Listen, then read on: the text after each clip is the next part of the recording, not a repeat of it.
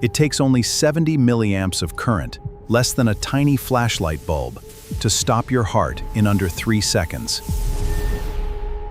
Your sinoatrial node fires precise electrical waves across the chambers, triggering microscopic calcium gates to pump blood in perfect sync. When mains electricity enters through the hand, it races along low-resistance blood vessels straight into the thoracic chest cavity.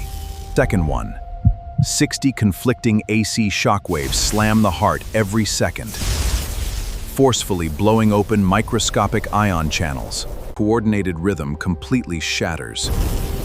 The ventricles enter ventricular fibrillation, quivering uselessly like a bag of worms.